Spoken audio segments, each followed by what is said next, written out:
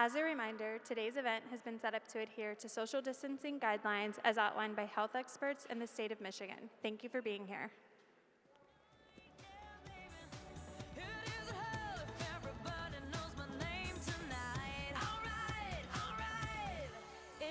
To feel the rush, to brush the dangerous. I'm gonna run right to the edge with you, where we can both fall in love. I'm on the edge of glory, and I'm hanging on a moment of truth. Out on the edge of glory, and I'm hanging on a moment with you.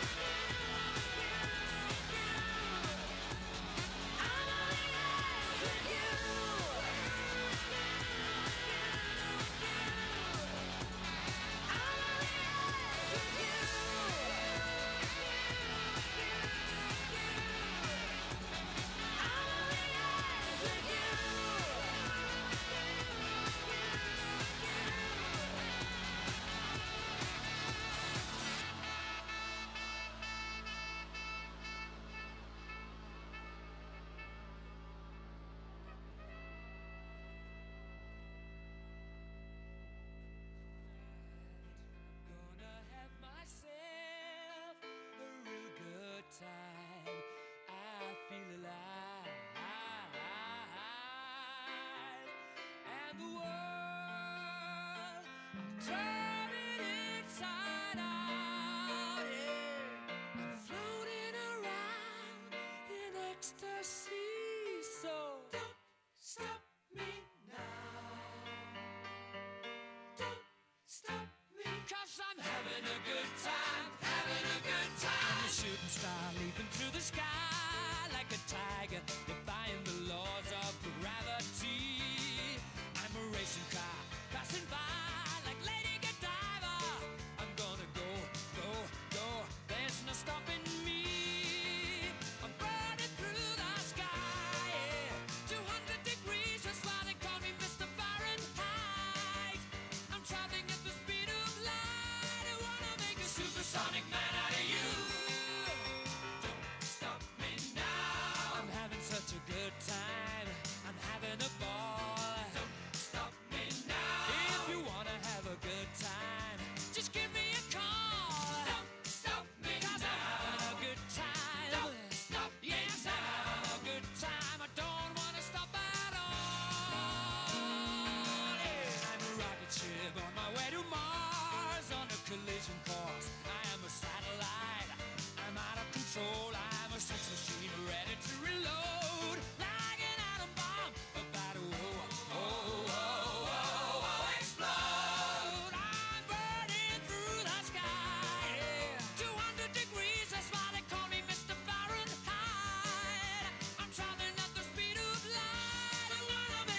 supersonic woman of you. Don't stop me, don't stop me, don't stop me. Hey, hey, hey! Don't stop me, don't stop me. Ooh, ooh, ooh. Don't stop me, don't stop me. Have a good time, good time. Don't stop me, don't stop me. Oh,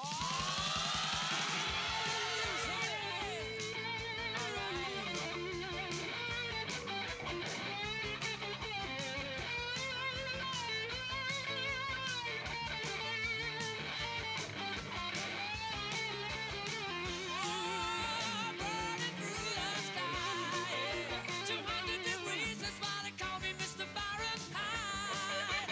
Traveling at the speed of light, I wanna make a supersonic man out of you. Don't stop me now. I'm having such a good time.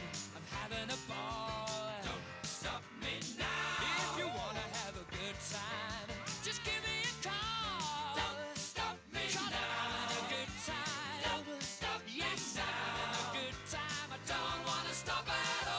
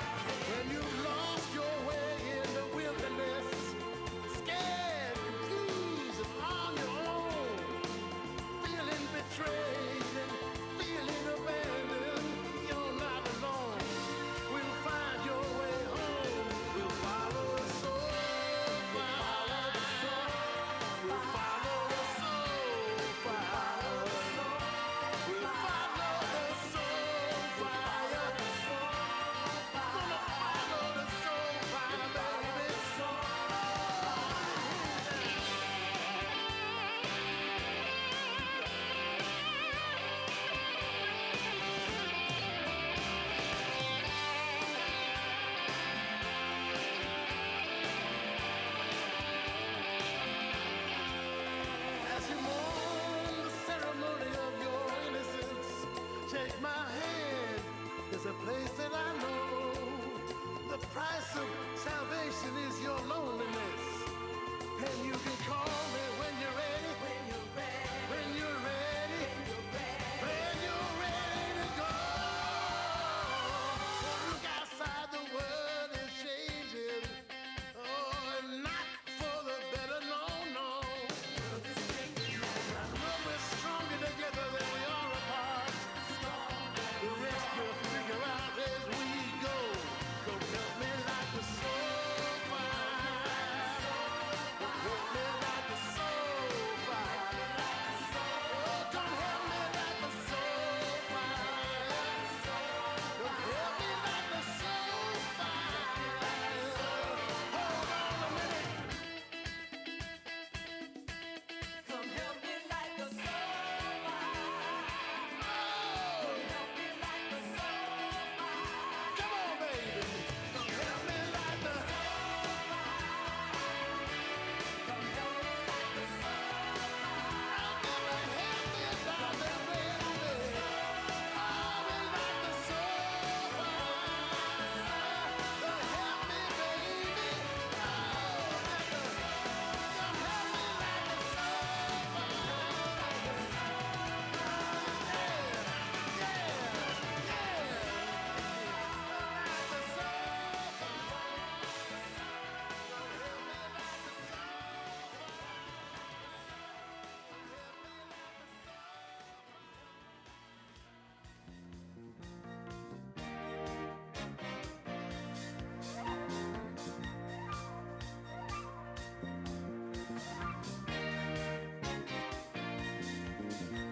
I used to be a rolling stone, you know. If the course was right, I'd leave to find an answer on the road.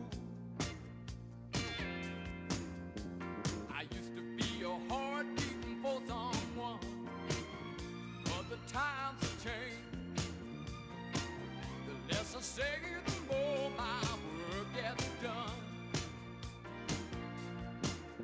'Cause I live and breathe this Philadelphia freedom. From the day that I was born, I waved the flag. Philadelphia freedom took me knee-high to a man. Yeah, give me a piece of mind.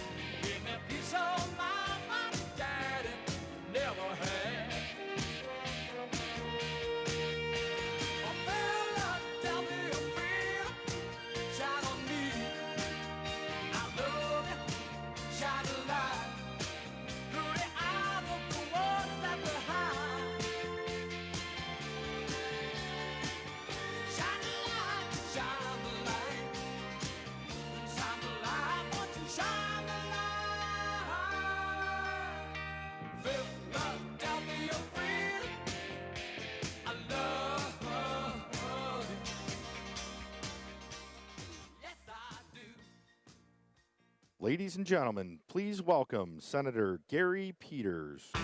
Must be somebody overboard. Say, come on, Britney. You got to come on up. You got to. Well, good afternoon, everyone, and welcome. And certainly, I am just so pleased to be here to welcome Joe Biden to Michigan. It is so great to have him back. And we know Joe loves coming to Michigan. He's been here so many times, and we know he loves this state, and he has fought for us on so many occasions. I particularly remember during the financial crisis when our auto industry was in a very difficult spot. And I just say, thank God that Joe Biden stood up for the auto industry and made sure Michigan continued to be the center for the autos. And I'm so happy to be here with Governor Whitmer as well, and all the work that she has been doing to keep folks here in Michigan safe. Governor Whitmer believes in science. She believes in facts. And because of that, our state is in a much better position than would be otherwise. And then it's great to be here with my colleague, Debbie Stabenow. Debbie shares our passion for healthcare to make sure everybody has access to quality care, whether it's community health centers, reducing the price of prescription drugs, or dealing with mental health challenges. Debbie is my partner. We're the 1-2 punch when it comes to representing the state of Michigan in the United States Senate. But we're here today to talk about healthcare and how important it is for us to focus on the fact that everybody in this country should have access to quality, affordable health care, particularly now, while we're in the midst of a pandemic. And what we have learned during this pandemic, that we need leadership. We need national leadership to guide us through this. And Joe Biden has proved that he can deliver that type of leadership. In fact, when we were looking at the Affordable Care Act, as we were passing that at the beginning of the Obama administration, it was Joe Biden who helped lead and usher that through and made it a reality so it became law. Joe Biden, as a result of that, has helped thousands of people all across the state of Michigan and millions all across our country. And it was an incredible fight. I remember that fight as we were elected officials and folks, Republicans, were trying to demonize it and attacking it and fought against us every step of the way. I represented really a pretty Republican district. I had just got elected, and I was the first Democrat since 1893 to represent that district. And as we were dealing with the Affordable Care Act debate, folks said, Gary, if you vote for this, there's no way you're going to get reelected. This is a real Republican district, and they're coming at you. So what did I do? I read the bill, and as I read it, I said, you know, it's not perfect, but it really moves us forward in a meaningful way. And at that time, if you recall, we had a situation where tens of thousands of people died every year in this country because they didn't have quality, affordable health care. So I said, I'm voting for this. I don't care what happens in the election, I'm going to vote for it. But I'll tell you, I still vividly remember pushing that green button when we went up to vote for it, and I said, this probably means I'm not coming back to Congress. But how often can you just push a button and literally save thousands of lives? That's what we need to make sure we do.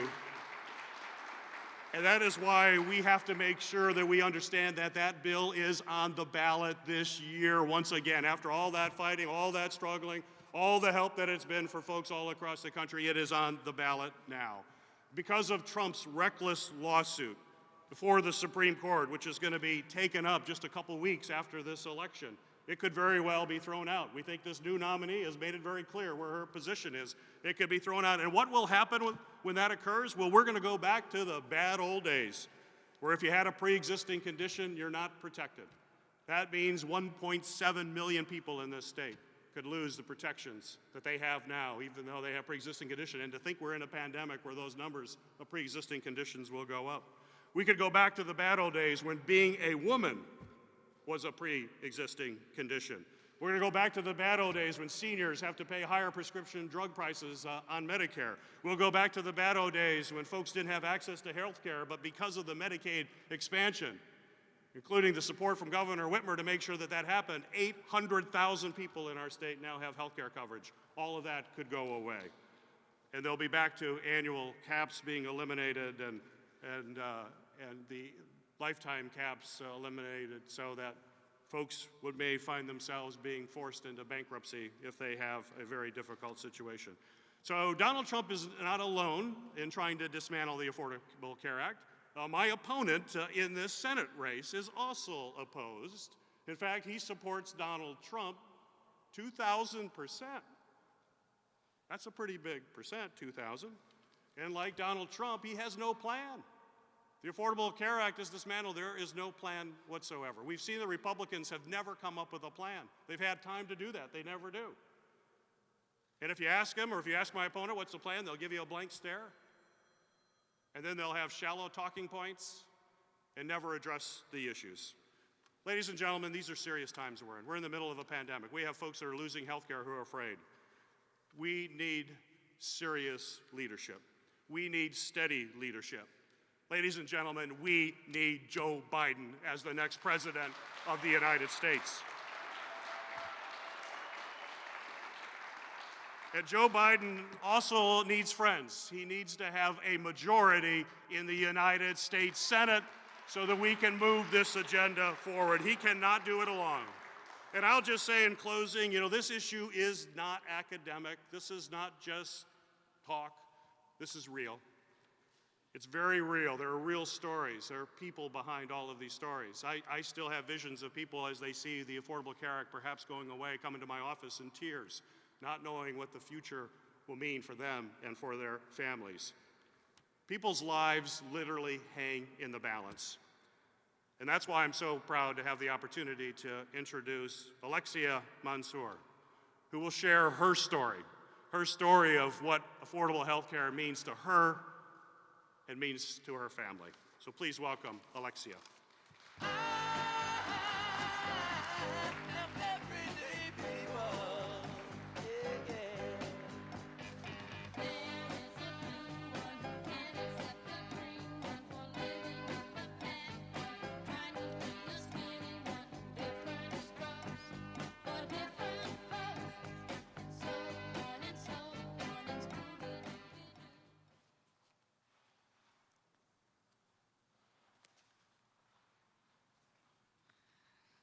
Wow, what an incredible honor to be here today. Vice President Biden, Governor Whitmer, Senator Peters, Senator Stabenow, I am truly humbled and grateful to be here with all of you. My name is Alexia Mansour. I'm a stay-at-home mom of 3 amazing children. Sedella, age 10, Izora, age 8, and Atticus, age 4. My husband, Michael, operates our small family business, Spartan Spirits, which has been a staple in the East Lansing community, founded by my father-in-law, John, nearly 30 years ago. Our small business only employs 2 people right now. And even when we're fully staffed, our staff numbers don't qualify our business to negotiate with healthcare companies to offer employee-sponsored health insurance. Because of that, before the Affordable Care Act, my family didn't have health care coverage until 2014. We simply couldn't afford it. To say that's put a lot of stress on our family is an understatement. My husband, like so many Americans, has mental health issues that were always made worse when he couldn't see a doctor or take his medication regularly. I lived in constant fear that if we lost him, my kids would lose their dad. I would lose my husband, and we would lose our business. When I was pregnant in 2010 and 2012, I remember trying to get coverage and being told there's no way to get coverage at rates I could ever afford.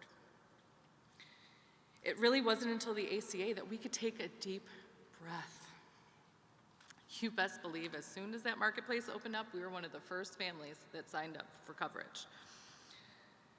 A tremendous weight had finally been lifted from our shoulders. We felt protected and safe. And now my husband actually is being taken care of. We can get the exams and testing that we need to have done. We haven't had to switch providers, and the pricing of our medication are consistent and at prices we can afford. I gotta tell you, this has been a really tough year. I know you can all feel me on that. Our business has been hit hard by COVID-19. We chose to close the store for 3 weeks in an effort to protect those around us and to stop the spread of COVID-19. Since reopening, business has been unpredictable at best. And now, with the delayed football season, it's even worse. We've had employees quit because they're scared of contracting the virus at work. My husband works 7 days a week just to keep our business doors open. But knowing that my kids and my family have health care no matter what gives us the peace of mind that we can get through this challenge. When I think about what the Trump administration is trying to do right now, I'm infuriated. They are playing games with my family's lives. This president and this Senate has had 4 years to come up with a plan. They've had 4 years to prove they won't kick people off their coverage. They've had 4 years to show us they'll protect people with pre-existing conditions like my husband. And they've done nothing but try to gut the ACA at every single turn. That's why we need to elect Joe Biden and Gary Peters in November. Joe Biden is someone we can trust. He's someone with integrity who does what he says he's going to do. He believes in science, and I believe in him. He believes in our country and wants to do what's best for all of us. He will truly be a president for all of the American people, regardless of whether you voted for him or not. Our current president doesn't care much about me or my family, and he doesn't care much about our small business either. If he did, he would have taken this seriously from the beginning. He would have had a plan. He would have tried to help more Americans. And he wouldn't threaten to gut 20 million people's health insurance during a pandemic. We need to elect Joe Biden and Kamala Harris, and we need to re-elect Gary Peters to the Senate. I truly believe they care about us. They'll fight for us and for our health care. And with that, I'd like to introduce, I'm so proud to say, our great governor, Gretchen Whitmer, and our next president of the United States, Joe Biden. People, keep on learning. Soldier, keep on moving. World, keep on turning. 'Cause it won't be too long. Well, thank you. I am so pleased to be here with all of you, and I'm so pleased that Joe Biden is back in Michigan. Now, we all know this. This is the most important election in our lifetimes, and that's true for many reasons. But one of the most important, compelling reasons is the fact that health care of millions of people is on this ballot. And this is a personal issue. It's personal for so many families. It's personal for me. 18 years ago, I became a member of the sandwich generation. And that simply means I was sandwiched between 2 members of my own family for whom I was the primary caregiver.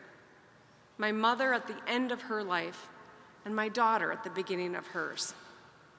While my mom battled brain cancer, I was on the phone fighting her insurance company, who was wrongfully denying covering her chemotherapy. There are so many Americans that have a similar story, that have gone through this or are going through it right now. The brain cancer that killed my mom was the same kind that took VP Biden's son, Beau. That period of my life was devastating. It was hard, and it changed me. And that's precisely why I've worked across the aisle to deliver health care for Michiganders, to ensure that we expanded Medicaid, and now 800,000 people in this state have health care because I was able to work across the aisle.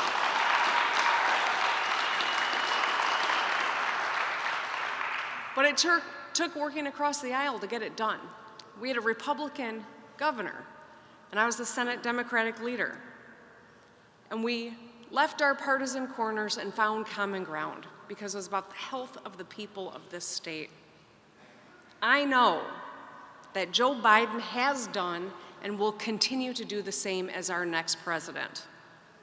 I know that Joe Biden shows up and has our back when we need him. He worked with President Obama. He worked to expand health care to millions of Americans. He was here during the auto industry rescue. Michigan supports Joe Biden because Joe Biden supports Michigan.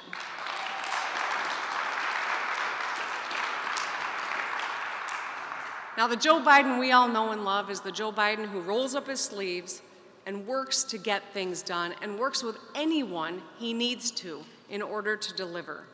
He's made lifelong friends on both sides of the aisle because he's a good, decent human being who cares about Americans, all Americans. He's a fighter who will protect and expand health care, good paying jobs, jobs that people can support a family on. And he will ensure that every American, no matter who they are or where they come from, has a fair shot. Joe Biden knows how to build bridges. He'll bring us together and make health care more available for more Americans. We know that President Trump isn't focused on finding common ground. He's been running a scorched earth agenda for years. And not only does he want to take away health care, but he's in court right now trying to dismantle the ACA that has been a lifeline for so many Americans. Instead of bringing the heat down, he ratchets it up with incendiary rhetoric. Instead of building bridges, he focuses on building walls. He always has been. And in this upcoming election, our choice couldn't be more clear. While Joe Biden works to expand health care in the midst of a global pandemic that's killed more than 218,000 Americans, nearly 7,000 of whom are Michiganders, the Trump administration keeps working to fight to take that health care away. Instead of keeping people safe and delivering on federal relief, they deny science. They contradict their own guidelines. They mock people who wear masks. They've even endangered their own supporters. Not only is the Trump virus response threatening our lives and our economy, but the Trump administration continues on their quest that would deny coverage to people with pre-existing conditions, over 4 million of whom are Michiganders.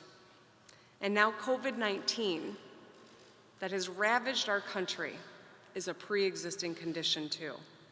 Nearly 8 million Americans have been diagnosed with COVID-19. And if the Affordable Care Act is struck down, those who have been diagnosed are at risk of losing their coverage too.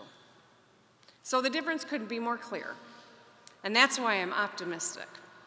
Because with our historic leadership in the world right now, our phenomenal capacity for cutting-edge research, science, industry, innovation, and manufacturing, America could have and should have led with an informed and unified COVID response that would have saved lives, mitigated the economic fallout, and made us a global leader, the envy of the world. But the sad truth is the Trump administration never had a plan to protect Americans. They squandered our might and our capacity by making this public health crisis, a political football. It did not have to be this way. Tens of thousands of American deaths could have been avoided had the president treated COVID-19 like the crisis he knew it to be from the beginning. More than 60 million people have filed for unemployment in the United States. 218,000 deaths, lines of people at food pantries. Americans banned from traveling to other countries. And the COVID numbers keep going up. It is still getting worse. So to the Americans everywhere who've been devastated by this pandemic, there is good news. There's an incredibly decent man who is running for President of the United States, who is fighting for you and your family. To the moms who are at home, working, trying to get their kids logged onto Zoom, getting the laundry done, taking care of the family. Joe Biden works for you.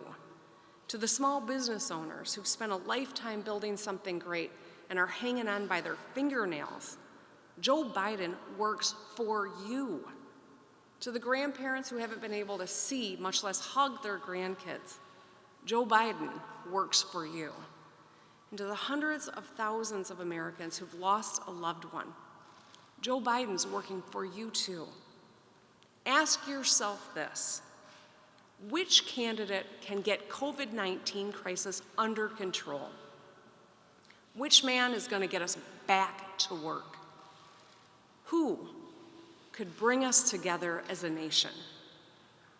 You know, in most years, in presidential elections, there are two decent choices. This year, there is one: Joe Biden. We must all vote like our lives and our livelihoods and the soul of our nation depends on it, because they do. And with that, I want to introduce you to my friend and our next president, Joe Biden.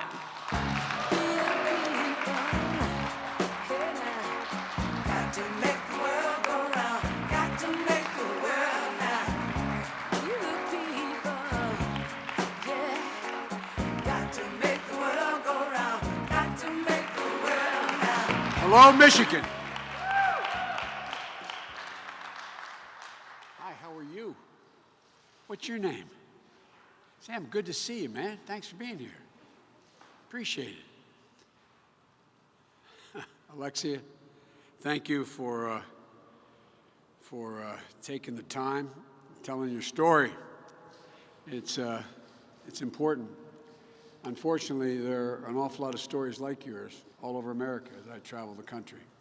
Too many. Don't have to be. And folks, it's great to be back. It's great to be here. There's not a better governor in the United States of America than Gretchen Whitmer. That's a fact. I've met virtually all of them. And Gary, we badly need you back in the United States Senate, pal. We badly need you back in the United States Senate. And my sister, Debbie Stabenow. God love you, Debbie. We worked so closely together for so long, and as vice president as well. Folks, look, we need to send Gary back for another term, standing up for Michigan, Michigan families, small businesses. He was our main congressional partner back in 2010 when we passed the critical legislation supporting small businesses. I remember the president giving me the responsibility to go out and round up support. The person my go-to guy to get it done, I mean it sincerely, was Gary. He was the go-to guy. And he always shows up, and he always shows up for Michigan. And like all of you, Jill and I are so grateful that the governor and her family are safe. It's an unusual year. Governor, you've been through a lot, but my Lord, you are a leader. You stand up straight and tall, and you don't bend. Governor, it's not easy to lead in moments of crisis, but that's a determination of whether you have a real leader, where you step up to the crisis. And you've stepped up. You've done it, and you keep doing it. As I said a moment ago, you're pretty much doing it better than anybody else in the whole United States of America. You've shown this whole nation just how tough and thoughtful you are. Tough just like Michigan. I've got to believe this state has to be so proud of you. I know personally I am as I've gotten to know you. I'm proud to call you friend, Gov. We're grateful to the FBI and law enforcement to discover these domestic terrorists and stop them. And make no mistake, that's who they are, domestic terrorists, flat terrorists. Planning to blow up a bridge on American soil to threaten the lives of police officers, to kidnap an elected leader. And now we're finding out the same thing was happening in Virginia. You know, it's the sort of behavior you might expect from ISIS. And it shouldn't shock the conscience of every American. Every American. And the failure to condemn these folks is stunning from the outset. Remember, it matters. You've heard me say it before, words matter. And the words of a president particularly matter. When the president tweeted, "Liberate Michigan," liberate Michigan, that's the call that was heard. That was the dog whistle. Just like when he said there were, quote, very fine people on both sides in Charlottesville. Father, as they came out of the fields carrying torches, their veins just bulging, shouting anti-Semitic bile, carrying Nazi flags, accompanied by the Ku Klux Klan. And when a young woman was killed protesting, the president was asked, what do you think? And he said something no president has ever heard. They were very fine people on both sides. Those words were heard, just like when he stood on the debate stage with me and refused to denounce white supremacists, but told that right-wing extremist group to, quote, stand back and stand by. Stand back and stand by. An American president not only shocked us, but it stunned the world. Those words we heard. You know the reason I decided to run for president, and I know that Debbie knows this.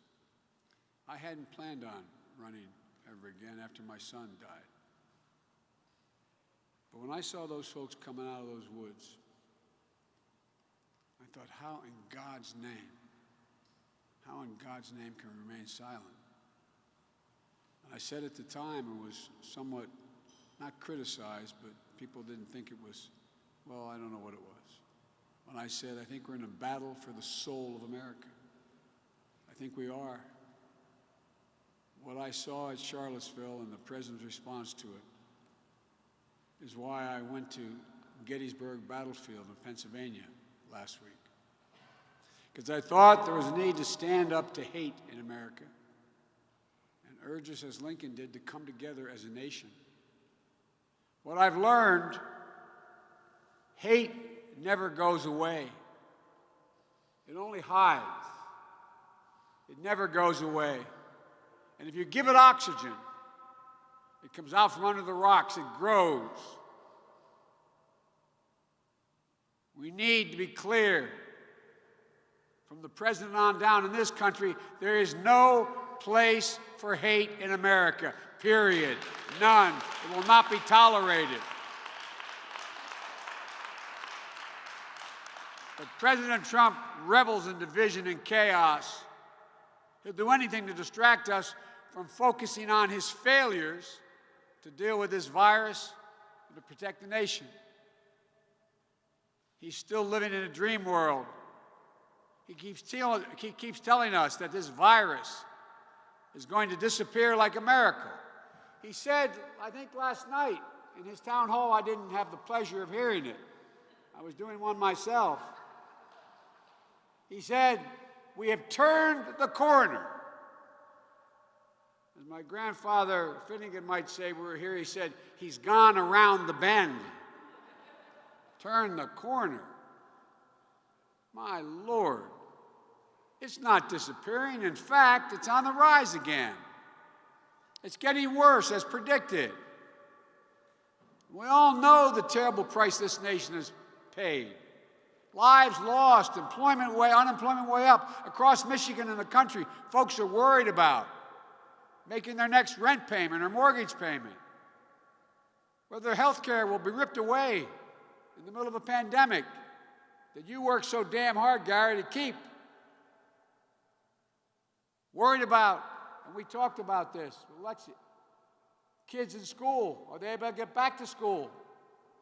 More than 215,000 Americans, I think it's 217 as of this morning, Americans have died from COVID-19. And experts have said, and have been saying for the last month and a half, that nearly another 200,000 lives are likely to be lost in the coming months between now and the first of the year, if we continue to refuse to follow science, because he refused to embracing wearing a mask. How many times on television see him make fun of Biden wearing a mask? Because he refuses to practice social distancing. He puts his supporters in such jeopardy. It's estimated by his own folks, if we just wore masks nationally, almost 100,000 lives would be saved in the next few months. His own director of CDC said, well, we're waiting for a vaccine, even if we had a vaccine. This will prevent more deaths between now and the end of January than a vaccine would. You know what's really sad about all this? And I've been talking about this, but every time I repeat it, I get more, well, I'm not very happy. The president knew and lied about knowing.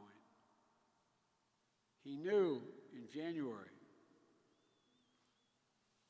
the intelligence community and their, what they call the PDB, the Presidential Daily Briefings, which I've sat in on hundreds and hundreds and hundreds and hundreds of them as vice president. It got out that they laid out in detail to him how devastating this could be, how much life could be lost, and so on. He said he was unaware of it. Didn't read those reports. Well, that surprised no one. He doesn't read the reports, but he didn't read the reports. Everybody said, well, maybe he didn't. But then, as was acknowledged, because of his ego, he wanted to impress a famous journalist. He thought he could change his mind about his view of him. He did a long interview with Bob Woodward. Bob Woodward, a renowned journalist, taped the interview with him. Extensive interviews, hours. And he taped an interview where Trump said he knew this disease was deadly, significantly worse than the flu. But that's not what he told you. That's not what he told the public. And the reason he lied again to the American people? Well, he said he didn't want to panic the American people. Americans don't panic. Donald Trump panicked. That's who panicked. And as a consequence of his overwhelming lying, negligence, and irresponsible action, how many empty chairs were around the kitchen table this morning or the dining room table last night? How many? How many women or men leaned over when they got in bed last night and reached over to touch their husband and wife, and they weren't there?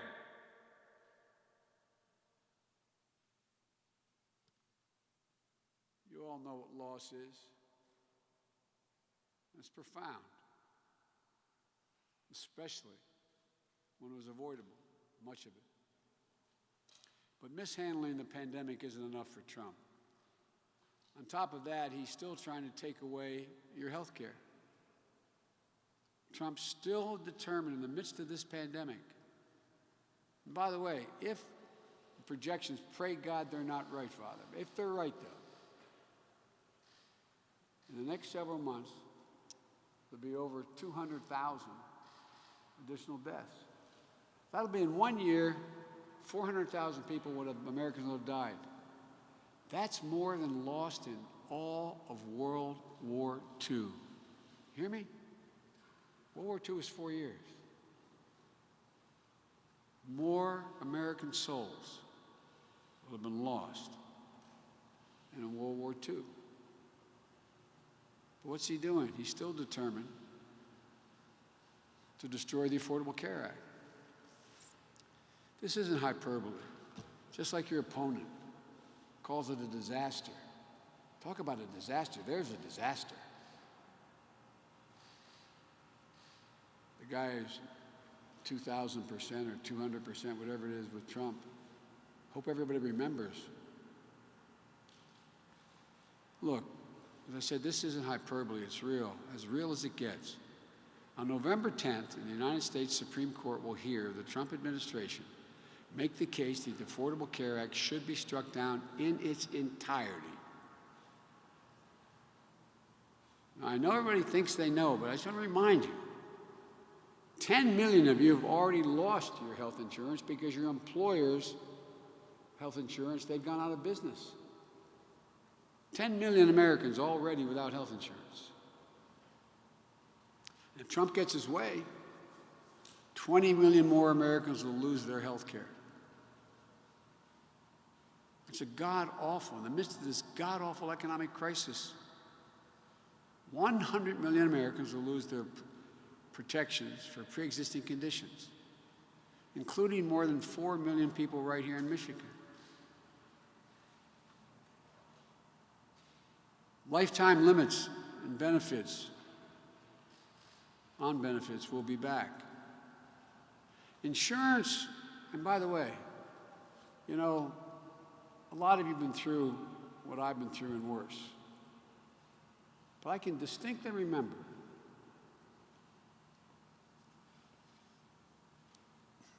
sitting on a bed with my beau, my son, who came back from, he's the Attorney General, came back from a year serving in Iraq, which this president talks about losers who serve.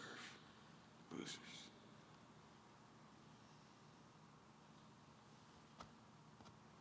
With the same significant disease that your mom had, stage 4 glioblastoma.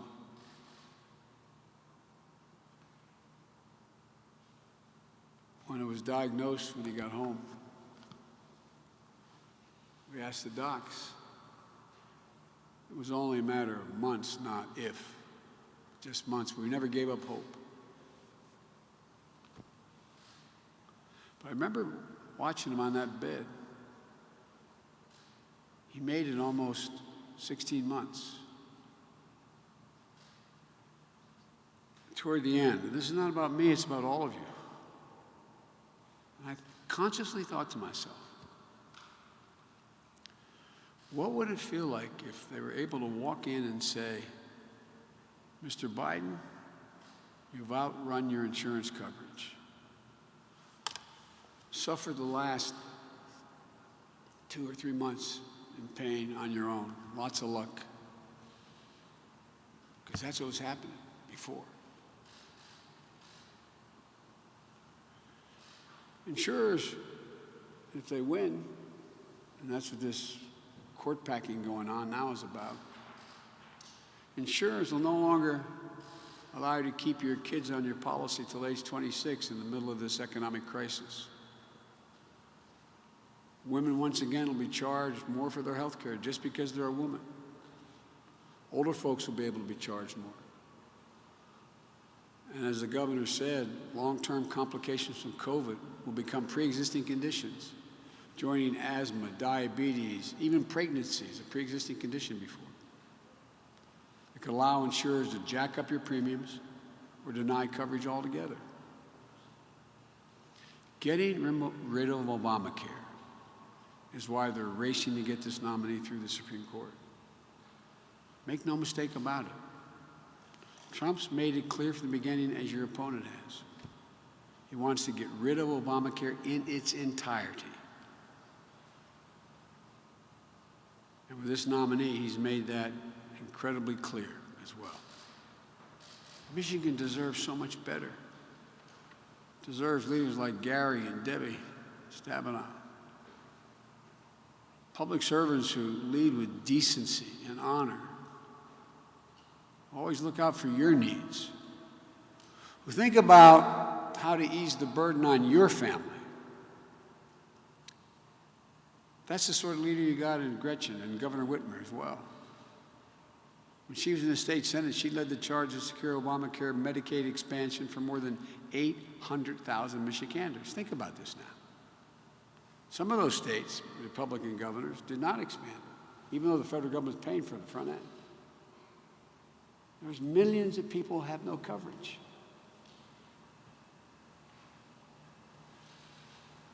After we passed Obamacare, with the help of Debbie and Gary, with Debbie Stabenow and Gary Peters, we were able to reduce the uninsured rate by 55% here in Michigan.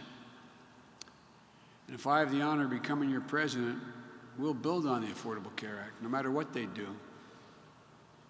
You can choose to keep a private plan if you still have one, because some of the private plans negotiated with the UFW and others are good plans. But we'll also offer you a Medicare-like public health insurance option. It'll force private insurers to keep premiums low and offer better coverage because it's for the first time they'll have to compete for your business against a public insurer that doesn't have the profit motive in mind.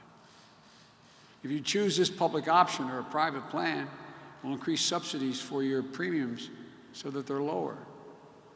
You can afford our plans with lower deductibles, lower out-of-pocket spending. An independent analysis found that my plan will slash the cost of prescription drugs by 60%. Not a liberal think tank. Serious folks looking at this. Here's the bottom line. My plan lowers health care costs and gets universal coverage quickly at a time when Michigan families desperately are going to need that relief, and they need it now. Families are reeling right now. They need a lifeline now. And I promise you, when I'm president, I'll take care of your health coverage the same way I would my own family. I grew up like a lot of people in this state, in Scranton, Pennsylvania, and Wilmington, Delaware, in a 3-bedroom, split-level home with 4 kids and a grandpapa lived with us. I can remember how my dad, when we moved from Scranton with no work, we moved down to Delaware. We stayed with my grandpapa for a year. He came home every weekend. Finally got a job, we got an apartment we lived in, and ended up being Section 8 housing years later, but it was decent, we were happy. It took my dad about 3 years to get a job good enough that he could actually buy a home. When he bought that small home at the time a suburban sprawl was going on, there were 70 homes like it, 3 and 4 bedrooms homes. But the walls were thin. I look back and I wonder how my mom and dad did it, come to think of it. I remember one night my dad's being really restless. You could hear him restlessly rolling in bed. Our bedroom was next to it. And I asked my mom the next morning, what's wrong with Dad? He said, honey, it's complicated. I said, what's the matter, Mom? I was like 14 years old. So, well, his company had just lost his health insurance. But we're going to be okay, honey. I go, all the people rolling around in bed tonight, tomorrow night, last night. Trump doesn't see things this way because he only sees the world from a Park Avenue perspective. I'm not being a wise guy, I'm being literal. He can only see from his penthouse, Wall Street. I see the world from where I grew up like many of you. I grew up in Scranton, as I said. My mom taught me. My mom had a backbone like a ramrod. My mom taught me, she said, Joey, look at me, look at me. Because I used to study, she said, nobody's better than you, Joey. everybody's your equal. That's how I was raised. I think you and I, we measure people, whether you're a Democrat or Republican, we measure people on the strength of their character, honesty, decency, recognizing that some things are bigger than just your self-interest. That's what America's about. That's who we are. It's about family, respect, decency, honor, opportunity. Our families and yours, we weren't asking for anything, just a shot, just an even shot. Given a shot, the American people have never, ever, ever, ever, ever let their country down. That's what Michigan needs now, a shot to come back strong. That's what you needed 10 years ago in your automobile industry. The heart and soul of Michigan was on the brink. My state used to be an auto state. Small population, we had the highest percentage of auto workers of any state in the nation because we had less than 1 million people. The largest General Motors and Chrysler plants outside of Michigan. But you all remember like I do. You remember what it was like yesterday. When Barack and I decided we had to bet on Michigan. Remember all the blowback even from some Democrats? We can't compete. We bet on auto workers. We bet on the UAW. And they came through and it paid off. For real. The industry wasn't in trouble because the auto workers were in trouble because of management decisions. Over the objective of many, we stepped in and rescued the automobile industry. General Motors and Chrysler saving over 1 million jobs by that one deal.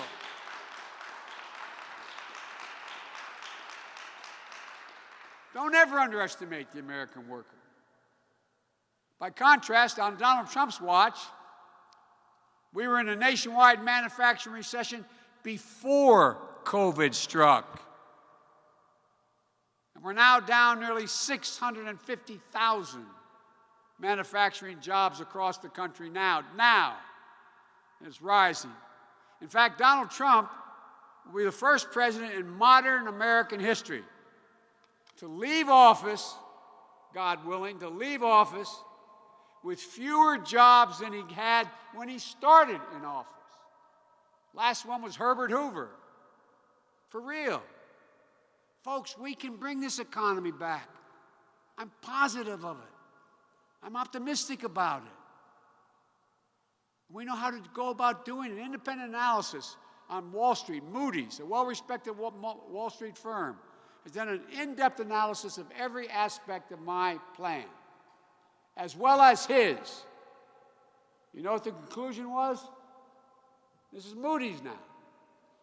That my plan will create 18.6 million jobs, 7 million more than his would, and $1 trillion more in economic growth than the president's plan. By investing in people.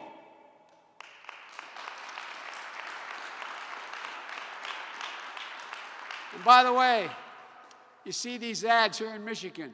Biden's going to raise your taxes. Once again, flat, unadulterated lie. No one who makes less than $400,000 a year will pay a penny more.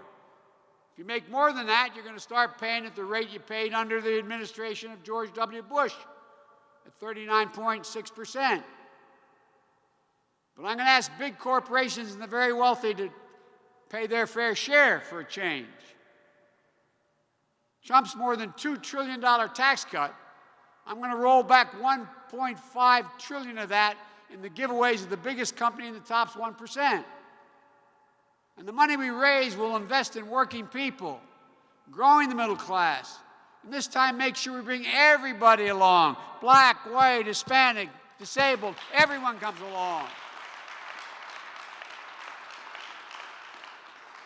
An outside economist said my plan will create millions of good-paying union jobs in manufacturing. We're going to invest in building more resilient infrastructure. Remember, the president said, I have an infrastructure plan in 2017, and then 2018, and then 2019, now 2020. He doesn't have any plan. I'm going to build a resilient infrastructure, creating good-paying jobs, building roads and bridges and ports. 1 million new jobs in affordable housing units. Excuse me, 1 million new affordable housing units.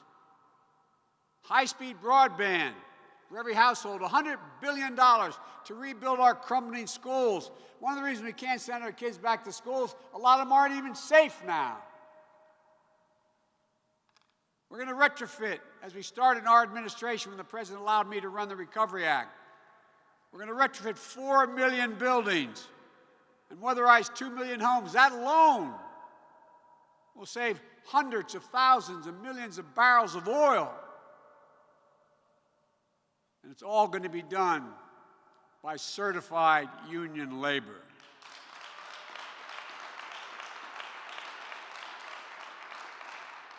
We're going to end Trump's incentive. He actually priced he talks about his trade deals. As Gary and Debbie know, in his trade deals, he incentivized people to send jobs abroad. Abroad. More taking their jobs overseas. One thing more. The United States government owns and maintains an enormous fleet of vehicles. And I promise you, the President controls that.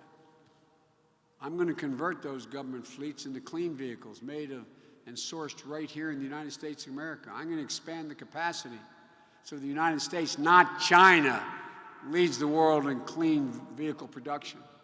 We're going to make it easy for American consumers to switch from fuel-efficient, inefficient vehicles. We're going to build a network of 500,000 charging stations all across the country, offer consumer rebates to swap older, inefficient, fuel-inefficient vehicles for new, clean, American-made models. And together, this will mean, according to the estimates, more than 1 million good new jobs in the American automobile industry, because we will own the electric vehicle market in the world. Folks, I guarantee we can do this, but we have to come together. I remember you and I talking, Gov, when I was running for the nomination and my saying we had to unite the country. You're the only one that thought I was right, I think. We said, it used to be the old days. Yeah, Joe, you got a lot done. You used to walk across the aisle, get a lot done, but everything's changed. Well, folks, if we can't unite the country, we're in trouble. America and our system runs on consensus. Compromise is not a dirty word. I'm running as a proud Democrat, but I'm going to govern as an American president. I'll work as hard for those who don't support me as those who do. I do not see America in terms of red and blue.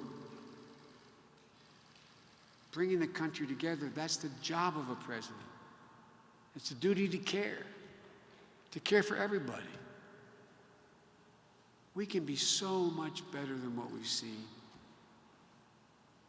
We can be what we are at our best when we're the United States of America. But folks, we have to vote. And people are turning out here in this state in overwhelming numbers around the country. If you have any doubt, go visit iwillvote.com/M-I. Early voting is happening now. In every city and township clerk's office in the state. You can register and vote in one quick stop. If you have your ballot already, mail it or drop it in a drop box today. Don't wait. Vote. And don't just vote for me and Senator Harris and Gary as well. Vote all the way down the line. We're going to need Gary back in the United States Senate, looking out for Michigan families, because we're going to win back the United States Senate. And when we do, we're going to change things. Folks, it's time, I really mean this, to restore the soul of America, to rebuild the backbone of this country, the middle class. This time is to bring everybody along. Debbie may remember my colleagues in the caucus used to kid me because I'd quote President Kennedy when he was about going to the moon in his famous speech. Everybody remembers different parts of it. The line I remember more than anything else, he answered the question that was implicitly being asked. Why are you doing this? And he said, because we refuse to postpone. I refuse to postpone the work America must do now to bring this country back. There's nothing beyond our capacity. There's no limit to American future. The only thing that can tear America apart is America itself. No other country can do that. Everybody knows who Donald Trump is. We have to let them know who we are, what we stand for. We choose hope over fear, unity over division, science over fiction, and yes, truth over lies. So folks, thank you, and may God bless you, and may God protect our troops. Thank you, thank you, thank you.